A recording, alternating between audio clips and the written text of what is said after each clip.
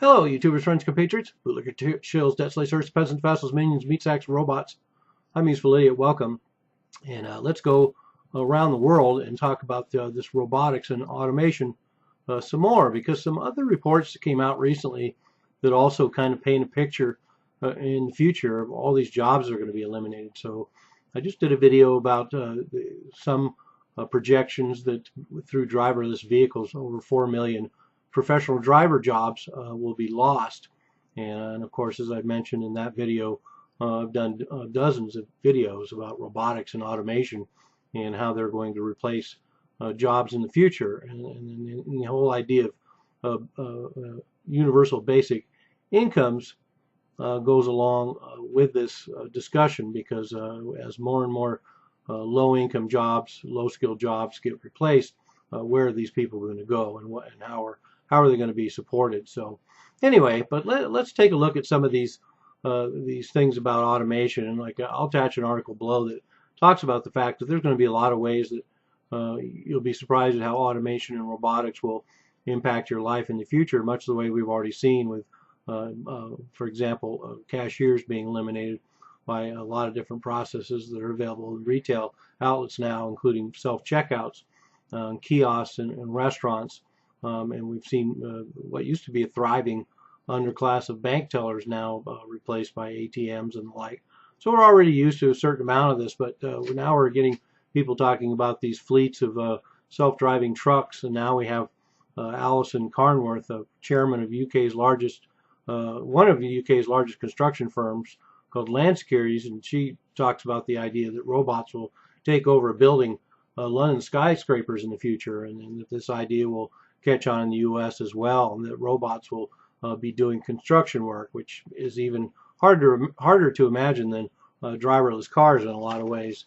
But anyway, still, one can challenge different aspects of how automation and robotics will actually affect things in the future, but there's no denying that there are definitely a lot of sectors that will be affected without question. Other ones are open to question.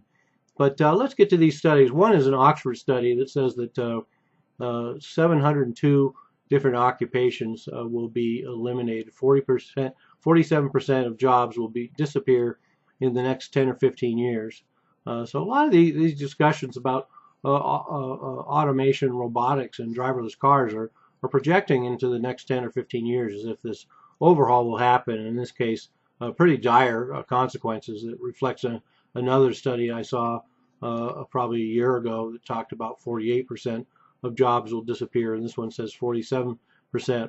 And what automation, computerization will do to U.S. jobs in the future. And so the Oxford study has come to that conclusion. So the price of automation will keep dropping, and it will make the integration of robotics and automation that more attractive for more and more different companies. And then we have this other report, the White House's Council of Economic Advisors, that said that 83% of the jobs paying less than $20 an hour are projected to be impacted by automation. And I think that careful wording is appropriate. 83% of those jobs will be impacted, which means that they won't necessarily all be eliminated, but certainly they will be reduced, and duties will change as there's an integration with human components and automated components in whatever kind of business operations. For example, fast food restaurants that have robots in the kitchen and kiosks, there'll be a few humans there to interface with a mostly automated operation. And but one of the reasons why they talk about the fact that so many of these jobs will be eliminated is they will necessarily, the new jobs will necessarily need to be skilled. Most new jobs created will necessarily need to be skilled. And that's one of the heart of this argument for me about how much impact automation and robotics will have, and this idea that there's going to be all these new jobs to replace all the jobs that are being lost because of automation. Well, first of all, we've had a great deal of automation already, and a lot of those jobs have disappeared, not coming back. A lot of people think it's all outsourcing, but the fact is that a lot of jobs are being replaced by automation, and those jobs are not being replaced and that's the future. We're already seeing it, so we can extrapolate into the future that more and more robotics and automation are not necessarily going to create to new job classes, particularly for low-skilled workers.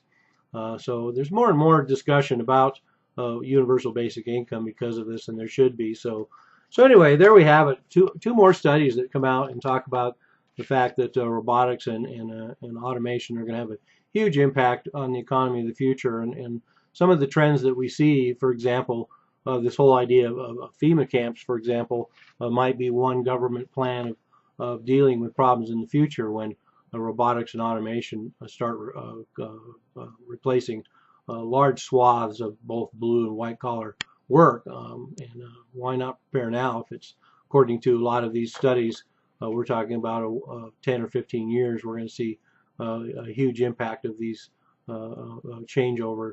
So we'll see. I'm a useful idiot. Don't you be one too.